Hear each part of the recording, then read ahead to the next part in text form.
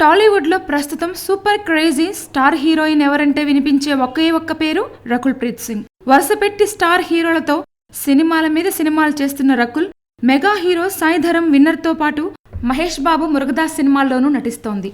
ఆమె చేతిలో చాలా సినిమాలున్నాయి. 2017లో ఆమె కాల్ షీట్స్ ఖాళీ లేవు. ఇదిలా ఉంటే రకుల్ గతంలో కొన్ని సినిమాల్లో నటించే ఛాన్స్ వచ్చినా కొన్ని కారణాల వల్ల వాటిని వదులుకుంది. ఆ తర్వాత ఆ సినిమాలు ఫ్లాప్ అవడంతో తను పిచ్చ హ్యాపీ ఫీల్ అయ్యానని చెప్తోంది. ఆ సినిమాల గురించి చెప్పిన రకుల్ ఆ పేర్లు కూడా ఓపెన్ గా చెప్పి మరీ షాక్ ఇచ్చింది. రకుల్ బ్రహ్మోత్సవం సినిమాలో మహేష్ తో జోడీ కట్టాల్సింది. ఆటోనగర్ సూర్యలో కూడా చైతు సరసన నటించాల్సింది. డేట్ల సమస్య వల్ల అవి 2 మిస్ అయ్యింది రకుల్. అయితే ఆ 2 సినిమాలు డిజాస్టర్లయ్యాయి. వీటిపై స్పందిస్తూ ఆమె షాకింగ్ కామెంట్స్ చేసింది. తాను వదులుకున్న బ్రహ్మోత్సవం, ఆటోనగర్ సూర్య 2 ఫ్లాప్ అయ్యాయి. ఆ ఛాన్స్లు కోల్పోయినప్పుడు ఎంత బాధపడ్డానో అవి 2 ఫ్లాప్ అయ్యేసరికి హమ్మయ్య అని హ్యాపీ ఫీల్ అయ్యానని, ఇక తాను ఛాన్సులు మిస్ అయిన హీరోలతో మళ్లీ అవకాశాలు అందుకోవడం సంతోషంగా ఉందని తెలిపింది. Please subscribe. Hi, it's me Purna. Please subscribe.